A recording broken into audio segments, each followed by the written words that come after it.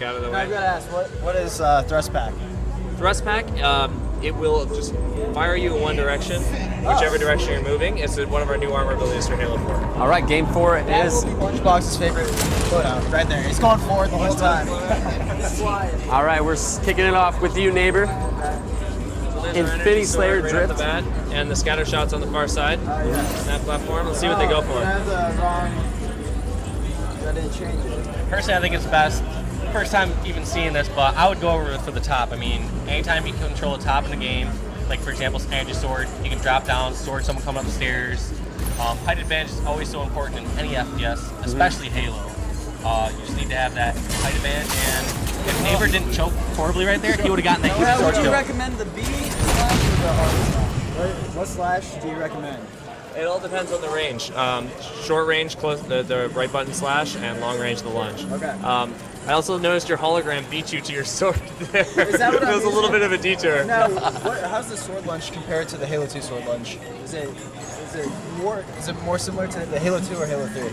It's been slightly retuned to work with our team to put together the new sandbox, but it's pretty faithful. Perfect. Yeah, the sword we love.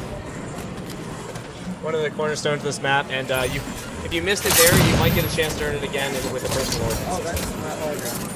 So, that's always got to be a difficult question to answer. Anytime you get compared, like, all right, is the battle rifle similar to like Halo 2 or Halo 3 style, or is sword similar to like Halo 2 or Halo 3 sword? Each game has its own flavor and its own style, and it's like you obviously can't really compare it a lot of times because it's a whole new engine. Earlier today when I was playing bottom line, Halo 4, it feels good. Yes. The shots felt good. There wasn't anything that I didn't like or felt weird. So that's good. Yeah, well, then we're doing well. Yeah, the thing there is you can't really compare weapons to weapons in a bubble. You kind of have to compare it as part of the whole experience. I mean, if we just could magically take the Halo 1 pistol and put it in this game, would it work with everything else? Would it work with all the new things we brought in? And that's why we took so much care into actually balancing every little detail of the sandbox. Let's talk to Best Man about the sniper rifle. His thoughts on it. So Nick, you had a chance to shine with the sniper rifle that last game. What are your thoughts on it? It's the Halo sniper rifle, but it's very different. Obviously, it's really big, but I only got a chance to snipe at like 4 or 5 people, and I got a couple body shots. Unfortunately, I didn't get any headshots, so couldn't test it in full force. But it seems a lot more difficult to use than the Reach sniper. So how so? It just seemed like there was a lot more kick on it when you shot. So I was trying to explain that earlier. It felt like there's like a kick or a pull to it after the shots, and I wasn't sure how to explain the rate of fire on it because I wasn't sure if I was just taking a shot too late every time or if the rate of fire seemed to be a little bit bigger compared to, let's say, the Halo 1 or Halo 2 predecessors. yeah, like Halo 2 sniper, the rate of fire seemed like it shot really fast. This one seemed more like Halo 1. I guess if we were comparing Halo. I made that mistake earlier, and I think the Halo 1 sniper was very similar to Halo 2 as far as rate of fire, possibly even a little bit faster. So to me, it felt like one of the slower ones as far as rate of fire. Yeah, I think it's probably definitely the slowest, but I can see that being a good thing because you see in the past Halos people pull out the most ridiculous snipes and no scopes, and it would just piss you off. So. Right.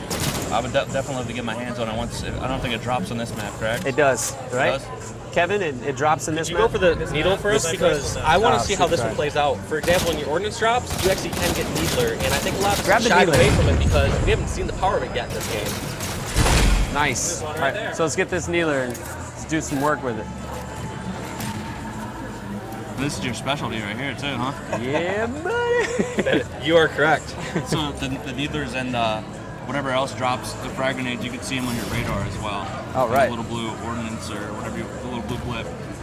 Well, what they were saying is, as far as balance-wise, Kevin was explaining that they hold it on a higher regard than the loadout weapons. So this should technically be stronger or more powerful than like VR. Oh boy, I'm getting double teamed. I don't know if this is a good needler display. Come on. So you got caught off guard. Well, got caught by 2 people, and you didn't engage in the best situation there. So we'll have to check out again later to see what the needle is capable of. Oh, yeah. It's deadly. Yeah, my best advice for that one is just control your distance and try to pick one-on-one fights. All right, so let's go talk to Hoaxer real quick. Let's see what he thinks about the grenades. Let's get some pro player perspectives on the grenades. That's one thing I haven't seen as much yet either, is sticky grenades. I have not seen many people, if anyone, get a stick yet. I'm not sure if it's just... They can choose them in their loadout. Yeah, I know. It seems a lot of people seem to be sticking with the frags. I think there's a lot of MLG mentality here. Where we have, you notice how it's the same repetitive, bland, like weapons. We like, kind of love that you can't figure it all out in one day. Yeah. I mean, there's so much to explore with Halo 4. We're adding so much to the sandboxing experience. Like, you can see how excited we all are to show it off. And it should. We hope it takes a long time for you to find the intricacies and how to master and find your play style. And then hopefully a loadout system can get you there. And how do you see a metagame and customization or kind of go on game evolve more? Similar to how you see other games like StarCraft, like the strategy change, the weapon, you know. In this game, I'd like to see how the weapons evolve. All right, yeah, at first everyone seemed VR, whatever seemed to be the best. Instead of removing stuff, learn how to adapt to it. Exactly, and I hope to see that variety. Because that's one thing that I felt like has hurt the MLG community in the long run, is that we just seem to have too small of a niche, and we don't take advantage of the full game that we have. Right, we nitpick it out of the box. Yeah. And in reality, we just need to take what's out of the box. Absolutely. And Halo 4 brings so many more toys to just kind of build your own sandbox and make it fit your loadout style. So. What are you guys going to be offering out of the box in terms of number of maps and stuff like that? I don't know about yeah. But I can say that these three will be there. Okay. And there's plenty more awesome maps coming. We've got all sorts of new game modes as well that we can't talk about yet, but we're just stoked about the whole thing itself. Okay. So in other words, no comment. That was a long version of no comment. There's so many questions I want to ask that I just know I'd get the same answer, unfortunately. And like I said, we're really happy with what we did bring. We've got 2 modes. The team back home worked super hard to get this E3 demo ready for everyone here. We've also got Spartan Ops on the other side of the floor and our campaign demo. So this is one of probably the biggest E3 for Halo we've ever had, and I'm really happy with how this is run. Are you going to be doing a beta version? There was an internal beta that is now ended. Okay. We are continuing to test it. Like we have our own network testing right now. It's going really well. Oh, that's actually brings up another question, the networking. Are you guys going to be having dedicated servers for matchmaking? Or how is that going to work? Can't comment on that. Sorry, guys. Okay. Yeah. You got to throw them out there. Yeah. Gotta ask. All right, so Hoaxer, we're now talking to you. The grenades. We haven't really talked about the grenades too much yet. Well, what do you think? I've been using the frags pretty much. I've been actually trying to use some Walshy nades, the Insta nades.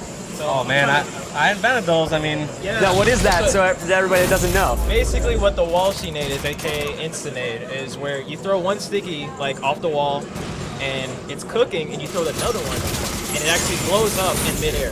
And it's stronger. Makes the other one fly away even farther. Right. so that was extremely strong in Halo 2, mid-shift. well, not so much. I mean, for example, in Halo 2, the earlier ones, the nades didn't exactly cook. They would fly all the way across. It was so rare that you could time it. So I would say I mainly mastered it around like Halo 3. Okay. Halo 3 time was where I could try hit to 95% plus of the time, and it was. You probably have never seen this, Kevin, but it's like throw a sticky nade. Like as long as you either keep your momentum going forward, or you know how to time her off the wall, use the second one and explode off the first one and explode mid-air and kill the other person. And I could probably kill someone, I would say 90% of the time, just no matter which way they're running or anything. That's why you're the best in the world. I was. So, Hoaxer, what else about the frag grenades or plasma grenades? Well, I noticed with the frag grenades, you kind of have to look a little bit farther up or higher up in order to throw frags a lot farther. Whereas in Halo 3, you could throw them a little bit farther, reach. About the same grenade strength as far as throwing it. That brings me a question for you, Kevin. Could you explain, or do you know how the physics would work with that? So if I'm running forward and throwing a grenade, does that play an effect compared to if I was standing still and throwing a grenade? Wait, what did you say? Yeah. I was asking about the physics. So for example, if I'm running forward, is that putting more force and power into the grenade? Right. Or if I'm standing still, does it have the exact same trajectory? I actually can't comment. That's on a whole that bunch of science. Yeah. Yeah, we definitely have some very talented designers who go into that detail beyond belief, but I haven't tuned the grenades yet. Yeah, understandably. I mean, you guys obviously specialize in certain parts of it, so you can't answer every single little intricate question about the game. So makes sense. Underneath on the HUD, underneath the main shield bar, what are those 3 little notches? Oh, you notice those? Those 3 little notches are no longer used portion of our shield HUD. Yeah, but they're still there for effect. Teammates health bars? No, that's not there. They're just there for design. Gotcha. Yeah.